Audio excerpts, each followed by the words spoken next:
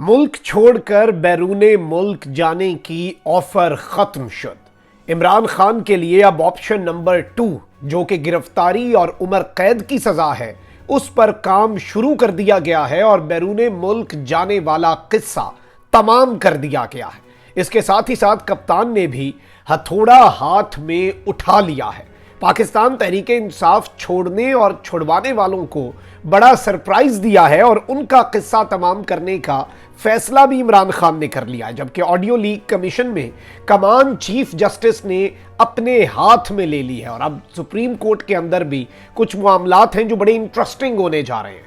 लेकिन इसके साथ ही साथ अब जो बड़े बड़े नाम हैं वो भी मिलिट्री कोर्ट्स के अंदर उनका एहतसाब होने जा रहा है और कुछ बहुत बड़ी डेवलपमेंट्स हैं जो इस वक्त पूरे का पूरा पॉलिटिकल लैंडस्केप चेंज कर चुकी है। बिस्मिल्लाहिर्रहमानिर्रहीम, अस्सलाम वालेकुम नाज़रीन कराम, मैं हूं मखदूम शहाबुद्दीन और आप देख रहे हैं मेरा फेसबुक और यूट्यूब चैनल। उम्मीद करता हूं आप सब लोग बखैर वाफियत होंगे और जहां भी होंगे अपने अहले खाना समेत खुश भी होंगे और महफूज भी।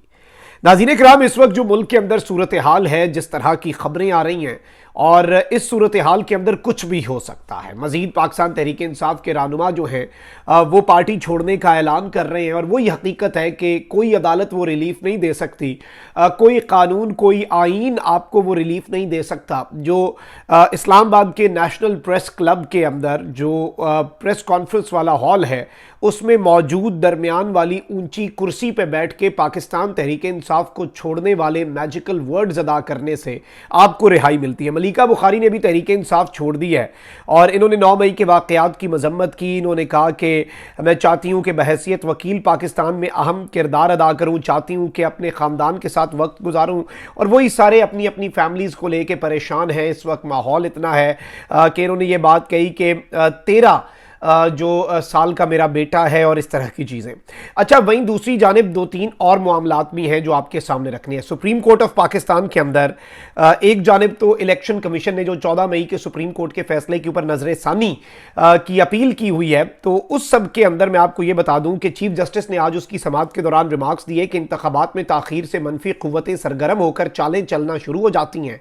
अवाम अपने नुमाइंदों का इंतखाब चाहते हैं, इलेक्शन कमीशन देर क्यों कर रहा है और कितनी देर लगेगी। पंजाब में इंतखाबात के सुप्रीम कोर्ट के फैसले के खिलाफ इलेक्शन कमीशन की नजर सानी दरखास्त की समाअत के दौरान चीफ जस्टिस ने कहा कि सुप्रीम कोर्ट ने आइन का तहफ्फुज करना है, कब तक हम ये सब बर्दाश्त करते रहेंगे। इलेक्शन कमीशन के वकील सजील सवाती ने कहा कि नजर सानी दरखास्त मरकजी केस का तसलसल होता है, जिस पर चीफ जस्टिस बोले आप हवा में तीर चलाते रहें, हम आसमान की तरफ देखते रहेंगे, कम से कम टारगेट करके फायर करें, पता तो चले कि आप कहना क्या चाहते हैं। सुप्रीम कोर्ट में पंजाब में इंतखाबात से मुतल्लिक सुप्रीम कोर्ट के फैसले के खिलाफ जो समाअत है उसके अंदर इलेक्शन कमीशन के वकील ने दलाइल में कहा कि मौजूदा हालात में इंतखाबात मुमकिन नहीं, न्यूट्रल इंतजामिया नहीं होगी तो शफाफ इंतखाबात कैसे मुमकिन होंगे। और बेंच के रुकन जस्टिस मुनीब अख्तर ने रिमार्क्स दिए कि इंतखाबात कराना इलेक्शन कमीशन का फर्ज है, सवाबदीद नहीं है। कभी इलेक्शन की कोई तारीख देते हैं, कभी कोई फिर कहते हैं इंतखाबात मुमकिन ही नहीं। चीफ जस्टिस ने कहा कि आप ये हकीकत तस्लीम करते हैं कि इंतखाबात 8 अक्टूबर को भी नहीं होंगे। इंतखाबात में फौज की क्या जरूरत है, फौज तो सिर्फ अलामती तौर पर होती है। 9 मई को गैर मामूली वाकयात हुए जिनका कुछ करना चाहिए। चीफ जस्टिस ने वकील इलेक्शन कमीशन को मुखातिब करते हुए कहा कि आप खुद कहते हैं कि आइन की रूह जमहूरियत है, मगर कब तक इंतखाबात आगे करके जमहूरियत कुर्बान करते रहेंगे। तारीख में कई मरतबा जमहूरियत कुर्बान हुई।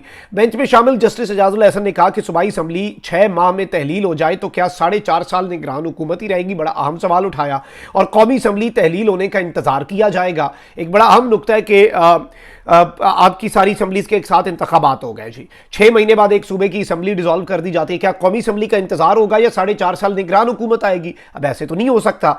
इस सब के अंदर बहुत सी और चीजें भी हुई और आर्टिकल 254 से 90 दिन की ताखीर को कानूनी सहारा मिल सकता है और मदावा भी मुमकिन है, जिसके लिए 4.5 साल के लिए नई मुंतखब हुकूमत आ सकती है। यानी ये सारी अजीब सी चीजें हुई और जस्टिस एजाजुल एहसन ने इस पर यह बात कही है कि निगरान हुकूमत की मुद्दत में तौसी जो है वो आइन की जो रूह है उसके खिलाफ है और उसके मुनाफी है।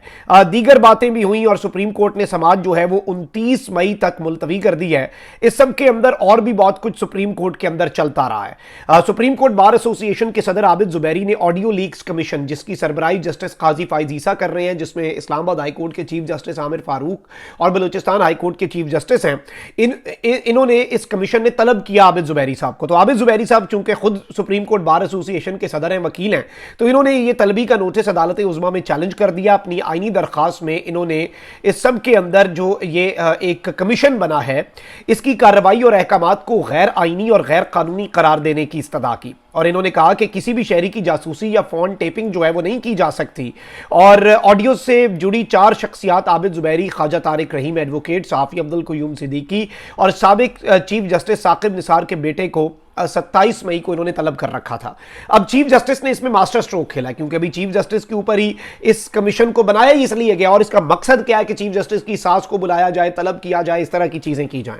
अब chief justice Pakistan justice उमरता Bandial ने ऑडियो लीक्स कमीशन के खिलाफ दरखास्तों पर, बहुत सी दरखास्तें आ चुकी थी इस कमीशन के ऊपर कि यह कमीशन बनता ही नहीं है, इसके ऊपर चीफ जस्टिस साहब ने लार्जर बेंच तश्कील दे दिया है। चीफ जस्टिस ने मामलात अपने हाथ में ही रखे हैं। चीफ जस्टिस की सरबराही में 5 रुकनी लार्जर बेंच कल ऑडियो लीक्स कमीशन के खिलाफ दरखास्त सुनेगा। जस्टिस एजाजुल एहसन, जस्टिस मुनीब अख्तर और जस्टिस शाहिद वहीद बेंच में शामिल होंगे। जस्टिस हसन अजहर रिजवी भी इस 5 रुकनी लार्जर बेंच का हिस्सा होंगे। और ये एक बड़ा इंपॉर्टेंट और बड़ा इंटरेस्टिंग बेंच बना है।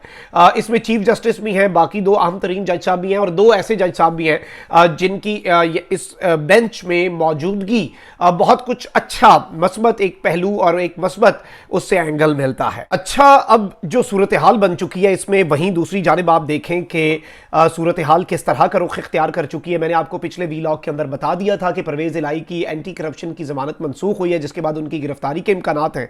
तो उनके घर जो है वहां पर गिरफ्तारी के लिए पुलिस गुलबर्ग में उनकी रिहाइशगाह पहुंच चुकी है। एंटी करप्शन ने परवेज इलाही की अबूरी जमानत जो है एंटी करप्शन कोर्ट ने खारिज कर दी थी, और पुलिस की भारी नफरी परवेज इलाही की गुलबर्ग में वाकई उनकी रिहाइशगाह पहुंच चुकी है। पुलिस के हमरा एंटी करप्शन की टीम भी मौजूद है, और परवेज इलाही के घर के इतराफ ज़हूर इलाही रोड ट्रैफिक के लिए बंद है। ज़हूर इलाही रोड से मुल्हिका गलियां भी बंद कर दी गई हैं। और मैं आपको यहां पर यह बता दूं कि चौधरी परवेज इलाही के तर्जुमान इकबाल चौधरी ने कहा कि चौधरी परवेज इलाही घर पर मौजूद नहीं है, इस वक्त घर में सिर्फ चौधरी परवेज इलाही की फैमिली है। पुलिस सर्च वारंट दिखाए तो घर की तलाशी हम लेने देंगे। वकील ने कहा कि 2 मई तक जितने मुकदमात हुए उनमें परवेज इलाही की जमानत के ऑर्डर मौजूद हैं। दूसरी जानिब एंटी करप्शन हुकाम का कहना है कि मोबाइल लोकेशन के मुताबिक परवेज इलाही घर में ही मौजूद है। हो सकता है एक मोबाइल घर पर ही छोड़ के भागे होंगे अगर कहीं रुपोश भी हुए हैं। और एंटी करप्शन के एहलकार जो है वो परवेज इलाही के घर में दाखिल हुए। उनका कहना था कि मुतलका अफराद को सर्च वारंट दिखाएंगे। एसएसपी सोहेब अशरफ और एसपी अमारा शराजी समेत director anti corruption Imran Ahmad भी एहलकारों के साथ हैं। और तरक्याती मंसूबों में मुबैना करप्शन जो है उसका केस है चौधरी परवेज इलाही साहब के ऊपर। अब ये घेरा जो है तंग होता जा रहा है। मैं आपको ये भी बता दूं कि जियो न्यूज जो है उसने खबर दी है, और ये पंजाब पुलिस कंफर्म कर रही है कि जमान पार्क से जाकर जिना हाउस पर हमला करने वाले मजीद 120 मुल्जिमान की शनाख्त हुई है। यानी ये लोग जो हैं ये जिना हाउस पे कोर कमांडर लाहौर के घर पे हमला करने के लिए जमान पार्क से गए। पंजाब पुलिस के मुताबिक मुल्जिमान का तमाम रिकॉर्ड गिरफ्तारी के लिए तफ्तीशी अफसरान को दे दिया गया है। पुलिस हुकाम के मुताबिक मुल्जिमान की 8 मई को जमान पार्क और 9 मई को जिना हाउस में मौजूदगी पाई गई। पुलिस हुकाम ने कहा कि मुल्जिमान की शनाख्त के लिए 154 अफराद को शॉर्टलिस्ट किया गया। 154 अफराद में से 34 सहाफी और पुलिस एहलकार थे, फिर उन्हें माइनस किया गया। और अब मैं आपको यहां पर यह भी बता दूं कि 9 मई को पुरतशद्दुद मुजाहिरों के दरमियान GHQ जो है उस पर हमले और तोड़ फोड़ की तहकीकात जारी हैं। जराये के मुताबिक तहकीकाती इदारों ने PTI के 6 मकामी रहनुमाओं की फोन कॉल्स का रिकॉर्ड हासिल कर लिया है। 88 शरपसंद PTI के 6 मकामी रहनुमाओं से राब्ते में रहे। फोन कॉल्स रिकॉर्ड के मुताबिक PTI रहनुमा और साबिक MPA वासिक क़य्यूम अब्बासी ने 8 बार और अजमल साबिर राजा ने 7 बार राब्ता किया। इसके मुताबिक PTI रहनुमा तारिक महमूद मुर्तजा ने 9 और उस्मान टाइगर ने 6 बार शरपसंद अनासिर से राब्ता किया, जबकि राजा राशिद हफीज ने 2 बार और उमर तनवीर भट्ट ने 3 दफा राब्ता किया। और अब ये एक बड़ी अलार्मिंग डेवलपमेंट है जिस तरह की चीजें हो रही हैं। और यहां पे एक और खबर भी आ रही है कि जो दामाद हैं लाहौर हाई कोर्ट के चीफ जस्टिस अमीर खान भट्टी साहब के अली अफजल शाही, इसके साथ ही साथ इमरान खान साहब के जो भांजे हैं हसन न्याजी और एजाज चौधरी साहब और जरताज गुल, ये बड़े आप कह लें कि जिसे आप कहते हैं ना कि बंदे उठा के बड़ा एक क्लियर मैसेज भी इससे जाता है। इनके हवाले से भी 9 मई के इकदामात के ऊपर इन लोगों के ऊपर मिलिट्री कोर्ट्स के अंदर कार्रवाई चलने का इस वक्त इम्कान जो है वो पैदा हो चुका है। तो ये बड़ी डेवलपमेंट थी। अब जरा आ जाते हैं 2 बड़ी खबरों पर। जो खान साहब ने पार्टी छोड़ने वालों के साथ किया है उस पर भी बात कर लेते हैं बड़ी तफसीली। लेकिन मैं यहां पर पहले आपको ये बताऊं कि इस वक्त जो सिचुएशन है उसमें साबिक वजीर आजम इमरान खान समेत पाकिस्तान तहरीक इंसाफ के 600 से ज्यादा रहनुमाओं और साबिक अरकाने असम्बली के नाम नो फ्लाई लिस्ट में शामिल कर दिए गए हैं। खान साहब को, आपको याद होगा कि एक ऑफर की गई थी, उस ऑफर के अंदर खान साहब को बड़ा क्लियरली कम्युनिकेट किया गया था कि खान साहब या तो आप मुल्क छोड़ के चले जाएं और उसमें भी आप गारंटी दे के जाएं कि आप एक्टिव पॉलिटिक्स में हिस्सा नहीं लेंगे, या फिर आपको पाकिस्तान में सब कुछ फेस करना पड़ेगा, you will have to face the music. Khan Sahab इससे पहले भी कहते रहे कि मैंने कोई नहीं जाना। अच्छा, हुकूमत जो है, इवन जावेद लतीफ ने एक प्रेस कॉन्फ्रेंस की कि अभी बहुत से सहूलतकार मौजूद हैं जो खान को भगाना चाहते हैं। मतलब इनके कहने का मतलब यह था कि शायद ताकतवर हल्के खान को राह फरार देना चाह रहे हैं और हम ये नहीं होने देंगे। नून लीग का वो जो धड़ा, जो नवाज शरीफ ग्रुप वाला धड़ा है, वो कहता है नहीं, खान को यहीं पे रखना है।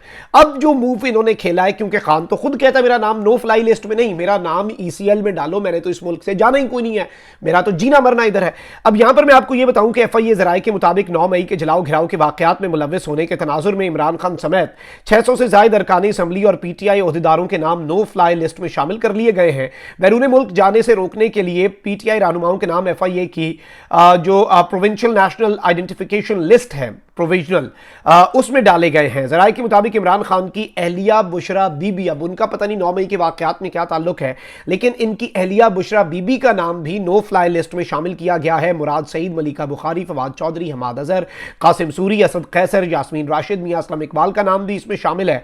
और गुज़श्ता 3 रोज में बाज़ ओहदेदारों ने बैरून मुल्क जाने की कोशिश भी की और इन्हें मुख्तलिफ हवाई अड्डों पर रोका गया। इनको बैरून मुल्क सफर से रोकने के लिए नाम पुलिस, CTD और खुफिया इदारे जो हैं उन्होंने इरसाल किए थे कि भाई ये नाम है, इन्हें बैरून मुल्क ना जाने दिया जाए। अब एक जानिब ये सब कुछ हो रहा है और ये इमरान खान साहब का यूं लग रहा है कि वो जो एक मंसूबा था, उस मंसूबे से पीछे हटने का और उस मंसूबे को ब्रेक लगा के अब इमरान खान साहब को इसके बाद अरेस्ट ही है। और अरेस्ट जो है वो खान साहब को खुद भी पता है उन्होंने होना है, और इस मरतबा अरेस्ट जो है उसके बाद खान साहब ये बात कर चुके हैं कि मुझे 10 साल के लिए अंदर रख के मेरी पार्टी को ऑलरेडी डिसमेंटल कर दिया गया है, पार्टी को अमलन जो है वो खत्म किया जा रहा है, पीछे से ये इलेक्शन करवा देंगे और 8-10 दिन के अंदर इलेक्शन का ऐलान भी हो सकता है। ये खबर भी आप कहीं पे लिख के रख लें कि अगर इनके हिसाब से प्लान चला, अगर जो ये इन्होंने एग्जीक्यूशन करनी है खान को अरेस्ट करके, जिस तरह की चीजें, उसी में ये इलेक्शन अनाउंस कर देंगे ताकि एज सून एज पॉसिबल जो है वो इलेक्शन हो जाएं। अच्छा, पाकिस्तान तहरीक इंसाफ के चेयरमैन इमरान खान ने पार्टी छोड़ने का ऐलान करने वाले पार्टी के सीनियर रहनुमाओं की बुनियादी रुकनीत खत्म कर दी है। तफसीलात के मुताबिक इमरान खान ने पार्टी छोड़ने का ऐलान करने वाले मरकजी क़यादत के अरकान की बुनियादी रुकनीत खत्म कर दी। असद उमर, शीरी मजारी और आमिर कियानी ने PTI की कोर कमेटी के ग्रुप को खुद ही छोड़ दिया, जबकि फवाद चौधरी को एडमिन ने इस ग्रुप से निकाल दिया जो PTI का इंपॉर्टेंट ग्रुप था।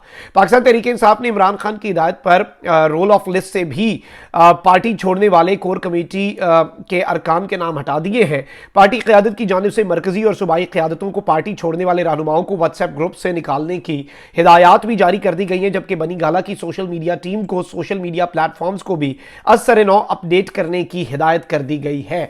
खान साहब यानी इस वक्त बड़े क्लियर हैं, बड़े वाजे हैं। खान साहब बहुत ज़्यादा, मैं ये समझता हूँ कि खान साहब इस वक्त ना डिटर्मिन्ड हैं कि चीज़ें जो हैं वो उस हिसाब से ही चलेंगी, उस एंगल में ही खान साहब उन चीज़ों को लेके जा रहे हैं कि किसी भी तरीके से पीछे नहीं हटना, डटे रहना है और जो जा रहा है वो जा रहा है और उसके लिए कोई रास्ता नहीं होगा। कोई अगर ये सोच रहा है कि इस कठिन वक्त में वो साथ छोड़ देगा और वो वापस इसी जगह पर आ जाएगा, मैं ये नहीं कह रहा कि रास्ते बंद हुए हैं, लचक दिखानी पड़ती है पॉलिटिक्स में, लेकिन ऑब्वियसली कुछ तो क्रेडिट खान साहब को देना चाहिए उन लोगों को जो इन हालात में भी डटे हुए हैं। अब अगर वो वापस आए और खान साहब उन्हें वापस उस जगह पर रीइंस्टेट कर दे, नहीं, ये गलत होगा और इसे गलत कहा जाएगा। देखें, प्रेशर सब पे है ना, वो जो बर्दाश्त कर रहे हैं उन्हें फिर इसका कल को क्रेडिट तो खान साहब को देना पड़ेगा। अपना बहुत ख्याल रखें। अल्लाह निगहबान। पाकिस्तान जिंदाबाद।